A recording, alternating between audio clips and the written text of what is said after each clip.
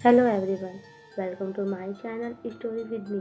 आज की कहानी है लाइफ चेंजिंग स्टोरी। आज मैं आपको एक ऐसी कहानी बता रही हूँ।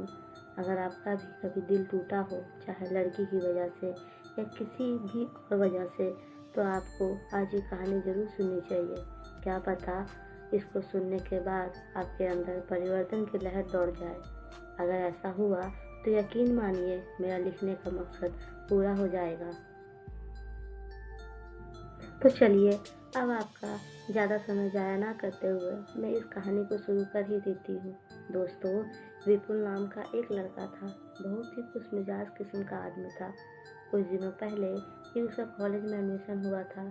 वह इतना मस्त था कि अब सारी क्लास उससे खुश रहती थी। कभी अगर वो कॉलेज नहीं आता था तो कॉलेज में सूनापन छा जाता था। दिन बीतते गए और समय निकलता गया, लेकिन विपुल की जिंदगी में खुशियों का अनुपात कम हो गया था। वह क्लास में बिल्कुल चुपचाप बैठा रहता। कोई उससे पूछे तो बताने को तैयार नहीं था। पूरी क्लास में सन्नाटा छाने लगा। लेकिन एक दिन उसके टीचर ने उससे पूछ ही लिया कि विपुल, तुम्हें बताना ही होगा कि तुम इतने दुखी क्यों हो। जब तक अपने अंदर दबे बोझ को हल्का नहीं करोगे, तब तक कैसे खुश रहोगे। हिम्मत करके उसने बताया कि वह एक लड़की से प्यार करता था। अब वह उसे छोड़कर चली गई, इसलिए वो बहुत दुखी है। टीचर सारी पिक्चर समझ गए। उन्होंने कहा कि तुम शाम को मेरे घर आ सकते हो। उसने कहा, हाँ ज़रूर। जब विपुल शाम को टीचर के घर गया तो उन्होंने उससे पूछा कि तुम क्या लेना पसंद करोगे, चाय या लेमन शरबत। उसने कहा, लेमन शरबत। जब उन्होंने शरबत बनाया तो उसमें नमक काफ़ी ज़्यादा डाल दिया, और जब विपुल भाई ने वह लेमन शरबत पिया तो एक घूंट पीकर के मुंह बिगाड़ लिया और टीचर को कहा, सर ये क्या बना दिया आपने, इसमें नमक बहुत ज़्यादा है। तो टीचर ने कहा, विपुल कोई बात नहीं, मैं तुम्हारे लिए दोबारा शरबत बना सकता हूँ। विपुल ने कहा, लेकिन सर उसकी कोई ज़रूरत नहीं है। हम इसी शरबत में थोड़ा पानी और चीनी डालकर इसे अच्छा बना सकते हैं। टीचर ने फिर पूछा कि क्या। विपुल ने भी यही जवाब दिया। जब टीचर ने कहा कि मैं तुमको यही बात समझाना चाहता था, इसलिए मैंने जानबूझकर लेमन शरबत में नमक ज़्यादा डाला, और तुम्हारी ज़िंदगी में भी नमक ज़्यादा हो गया है, तो तुम सिर्फ उसमें ज़्यादा चीनी मिलाते जाओ।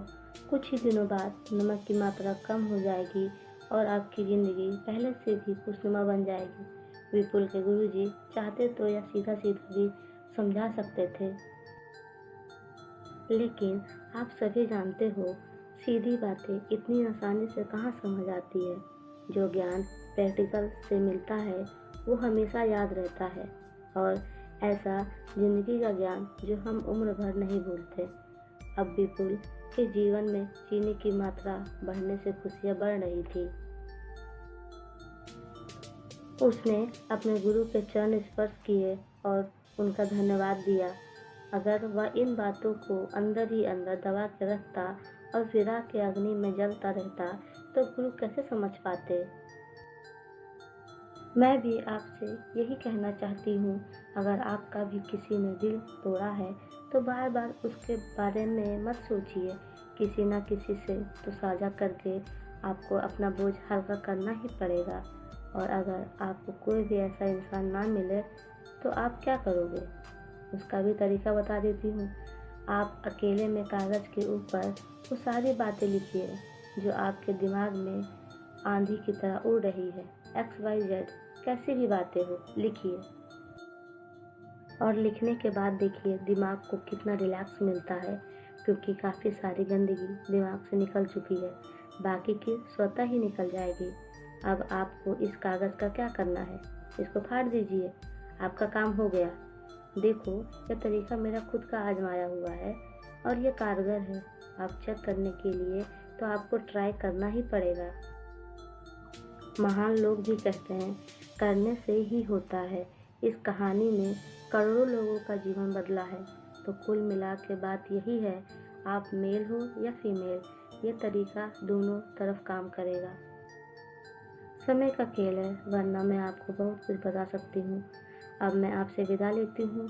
आपसे बहुत जल्द एक और कहानी के साथ मुलाकात होगी। अपना ख्याल रखिए और प्यार बांटते रहिए, क्योंकि ये 4 गुना लौट के आता है। और जिसे इसकी ज़रूरत हो उनके साथ शेयर ज़रूर करें। आपका कीमती समय देने के लिए और इस कहानी को सुनने के लिए स्टोरी विद मी की तरफ से आपका दिल से शुक्रिया। दोस्तों, आपको स्टोरी कैसी लगी हमें कमेंट करके ज़रूर बताएं। आपको स्टोरी अच्छी लगी हो तो इसे लाइक करें, शेयर करें और चैनल को सब्सक्राइब ज़रूर करें। Thank you.